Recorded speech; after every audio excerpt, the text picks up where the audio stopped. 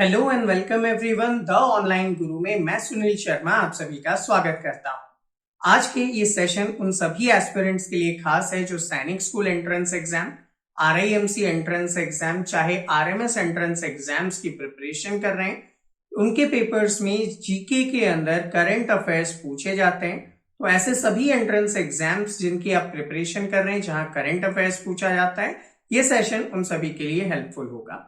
तो आज के सेशन में हम 16 से लेकर 31 ऑफ मई 2023 तक के इंपॉर्टेंट करंट अफेयर्स को कवर करने वाले हैं और ऐसे ही रेगुलर सेशंस हम आपके लिए लेकर आते हैं। इन सभी को देखने के लिए चैनल को सब्सक्राइब कीजिए और बेल आइकन प्रेस करना ना भूलिएगा।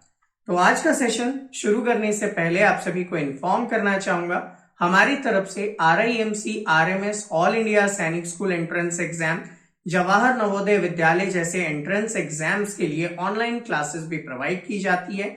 अगर आप हमारे साथ जुड़कर इन सभी की प्रिपरेशन करना चाहते हैं तो दिए गए नंबर 7737653468 पर व्हाट्सएप के थ्रू डिटेल्स ले सकते हैं। तो चलिए आज का सेशन शुरू करते हैं।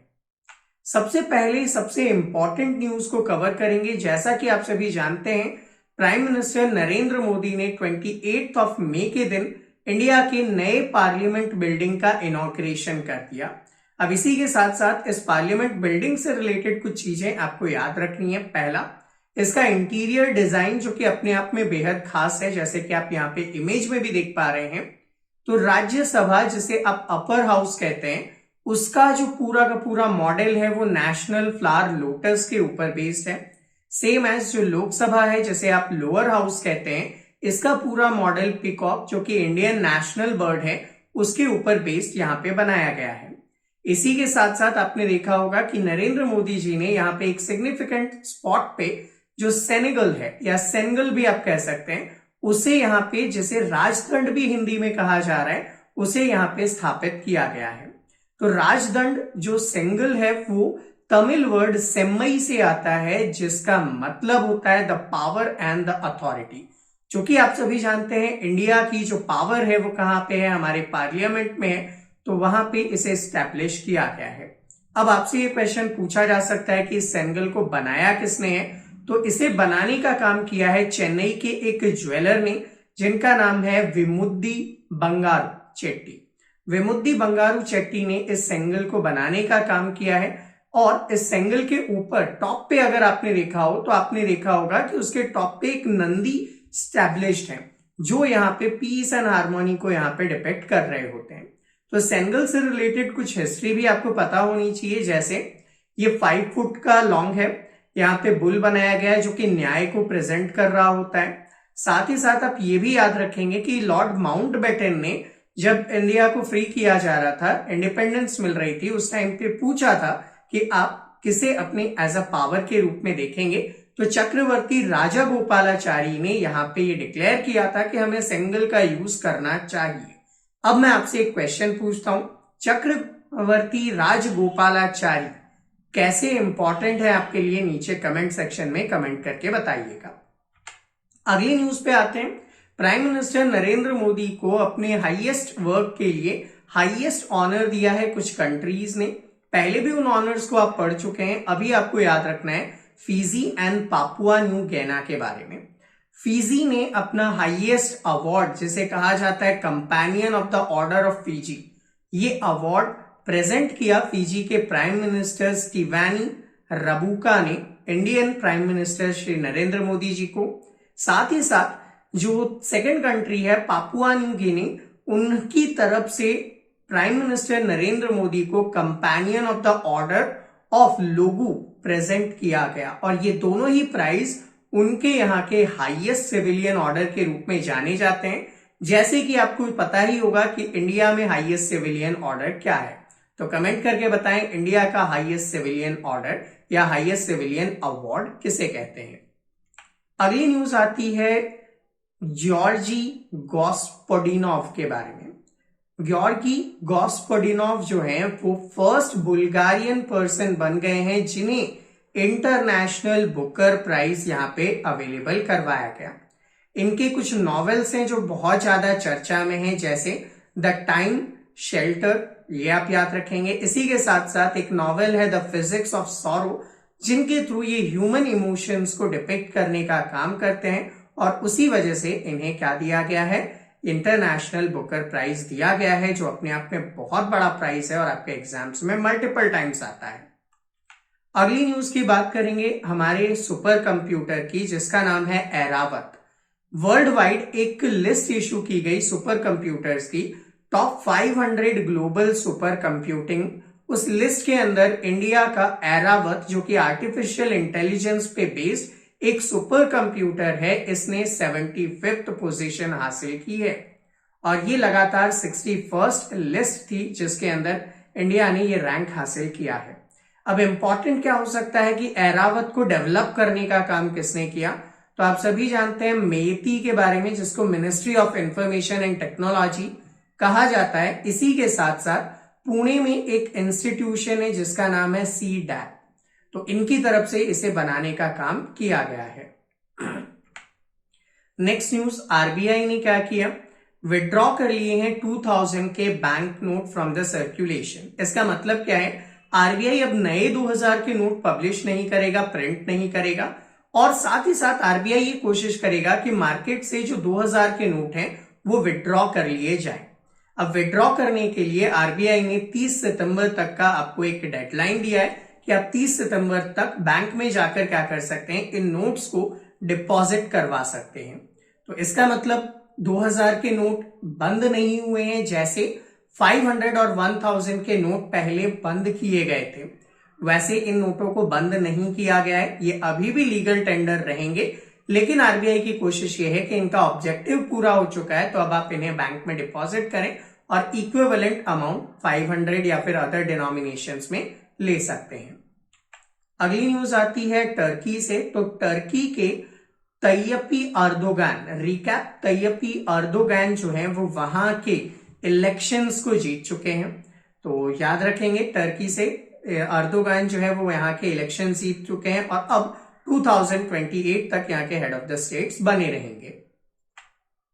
अगली न्यूज आती है उड़ीसा के सीएम नवीन पटनायक जी से रिलेटेड। इन्होंने यहाँ पे एक नई स्कीम को डिक्लेयर किया जिसका नाम है मोघरा, जिसे अगर आप नॉर्मली ट्रांसलेट करें तो मतलब होता है माय होम। इनका ऑब्जेक्टिव क्या है कि जो कच्चे मकान हैं उन्हें ट्रांसफॉर्म किया जाएगा और कच्चे मकान को ट्रांसफॉर्म करके पक्का मकान बनाने के लिए गवर्नमेंट की तरफ से 3 लाख रुपए का लोन अवेलेबल करवाया जाएगा, जिसे आप अगले 10 सालों में रीपे कर सकते हैं। तो मोघरा स्कीम या फिर माय होम स्कीम किससे रिलेटेड है, उड़ीसा से रिलेटेड है। उड़ीसा के सीएम कौन है, नवीन पटनायक जी।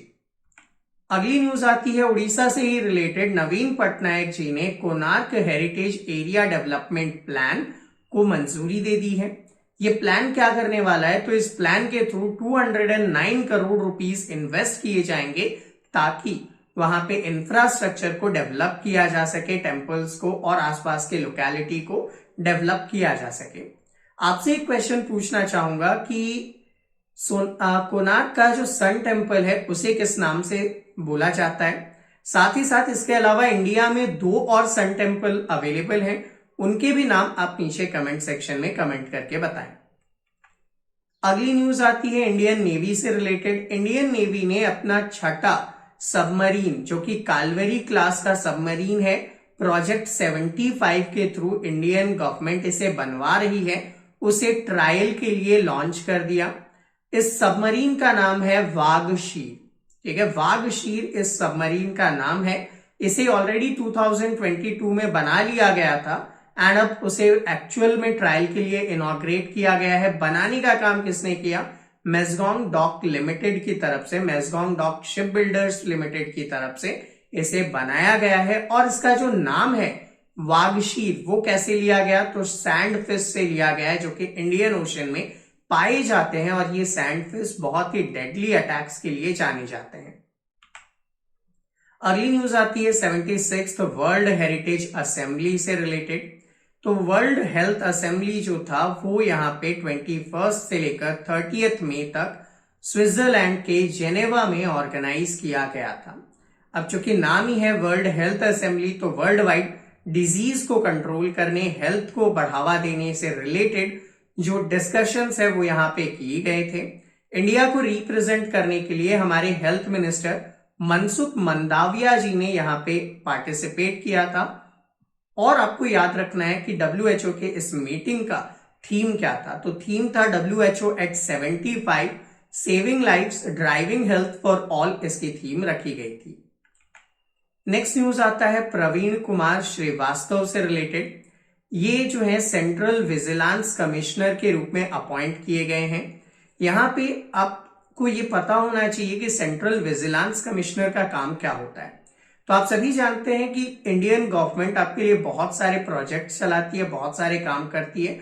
उनमें कहीं पे लूप होल्स तो नहीं है, उनमें कोई ब्राइब तो नहीं कर रहा, उनमें कोई पैसे का दुरुपयोग तो नहीं कर रहा। उनकी जांच करना, उनके रिकॉर्ड्स को चेक करना एंड उन पे एक्शंस लेने का काम सीवीसी का होता है।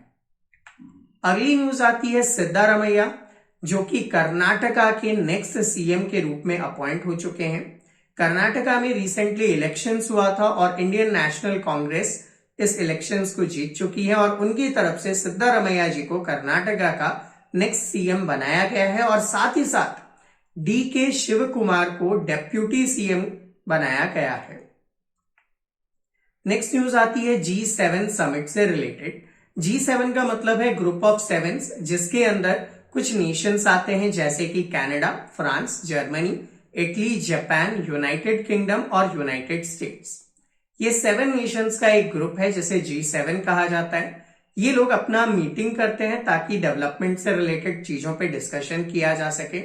तो रिसेंटली इसकी जो मीटिंग थी वो जापान ने होस्ट की थी और जापान ने इसके लिए हिरोशिमा नाम के प्लेस को चुना था। जी हाँ, हिरोशिमा वही प्लेस है जहां पे आप सभी जानते हैं कि वर्ल्ड वॉर सेकेंड के टाइम पे 6 अगस्त 1945 के दिन न्यूक्लियर बॉम्ब गिराया गया था।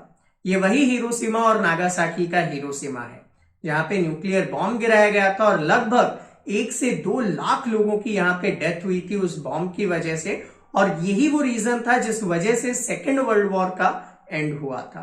तो इस जगह को इन्होंने चूज किया है ताकि जो हिरोशिमा पीस मेमोरियल म्यूजियम उन्होंने बनाया वहां पे उन लोगों को श्रद्धांजलि दी जा सके, उन्हें होमेज किया जा सके। एंड इस मीटिंग में प्राइम मिनिस्टर नरेंद्र मोदी को भी बुलाया गया था, तो उन्होंने भी इसमें पार्टिसिपेट किया है। नेक्स्ट न्यूज आती है रयन्ना बर्नवी से रिलेटेड। पहले भी मैं आपको इनके बारे में बता चुका हूं। रयन्ना बर्नवी जो है वो फर्स्ट अरब वुमेन हो जाएंगी जो स्पेस के अंदर जा चुकी है। तो इन्होंने स्पेस एक्स के फाल्कन 9 रॉकेट से उड़ान भरी और इंटरनेशनल स्पेस स्टेशन ISS पर इन्होंने अपनी यात्रा की और ऐसा करने वाली अरब नेशंस की पहली महिला एस्ट्रोनॉट का दर्जा इन्होंने हासिल किया है। नेक्स्ट न्यूज आता है मध्य प्रदेश से रिलेटेड। तो मध्य प्रदेश के सीएम शिवराज सिंह चौहान जी ने ये अनाउंस किया कि वीर शिरोमणि महाराणा प्रताप लोक का डेवलपमेंट किया जाएगा, कंस्ट्रक्शन किया जाएगा। कहां पे? भोपाल के अंदर ऐसा किया जाएगा। अब भोपाल के अंदर बनाया जाएगा तो आप याद करें, थोड़े दिन पहले मैंने आपको पढ़ाया था महाकाल लोक कॉरिडोर, वो कहां पे बनाया गया था, वो आप नीचे कमेंट सेक्शन में कमेंट करके बताएं। अब हम लोग बात करते हैं महाराणा प्रताप जी से रिलेटेड। ये वही पर्सन है जिन्होंने यहाँ पे अकबर एंड मुगल एम्पायर्स को जीतने में बहुत नाकों से चने चबवा दिए थे। इतने ज्यादा प्रोमिनेंट पर्सन थे ये कि इनको डिफीट करना अकबर के लिए एंड मुगल एम्पायर के लिए बहुत भारी था। एंड साथ ही साथ आपसे पूछना चाहूंगा, एक बैटल भी है जो इनके बीच में और अकबर के बीच में हुआ था, कमेंट करके बताएं। अगले सेशंस में देखता हूं कि आप में से कितने लोगों ने करेक्ट आंसर्स किए हैं। नेक्स्ट न्यूज आती है 13 से 17 जून चेन्नई ऑर्गेनाइज कर रहा है स्क्वैश वर्ल्ड कप 2023 को। स्क्वैश इस टाइप का एक गेम है जो कि ऑर्गेनाइज किया जाएगा चेन्नई में 2 लोकेशंस पे। ये लोकेशन है Express Avenue Mall and India Squash and Triathlon Academy. इन दोनों जगह पे ये इवेंट ऑर्गेनाइज किया जाएगा 13 से लेकर 17 जून तक। अपकमिंग इवेंट है, आपके लिए इंपॉर्टेंट भी होगा।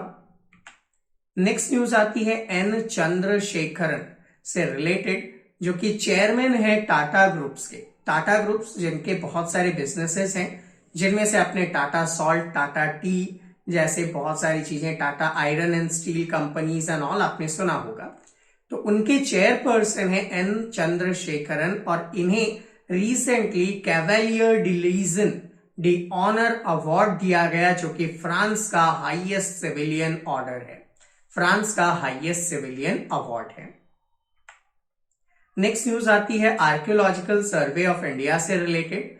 तो आर्कियोलॉजिकल सर्वे ऑफ इंडिया में वो ऑर्गेनाइजेशन है जो पुरानी चीजों को कंजर्व करने और प्रोटेक्ट करने का काम करती है। तो इन्होंने रिसेंटली डिसाइड किया है कि कपिलेश्वर टेम्पल, जो कि उड़ीसा के भुवनेश्वर में है, उसे क्या करेंगे, अपनी लिस्ट में शामिल करेंगे, और अब इसका प्रोटेक्शन करने का जिम्मा आर्कियोलॉजिकल सर्वे ऑफ इंडिया को जाएगा। साथ ही साथ आप ये भी याद रखें भुवनेश्वर के बारे में कि भुवनेश्वर को टेम्पल सिटी ऑफ इंडिया के रूप में भी जाना जाता है, और आपके एग्जाम्स में कई बार आ भी चुका है ये। Next news again archaeological Survey of India से रिलेटेड है।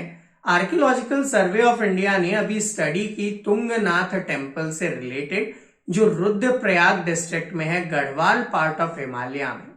यहां पे इन्होंने स्टडी करके ये बताया कि जो टेम्पल आर्किटेक्चर है वो थोड़ा सा टिल्ट कर रहा है, मतलब एक तरफ झुकाव इसमें आ रहा है, जो आगे जाकर समस्या ले सकता है।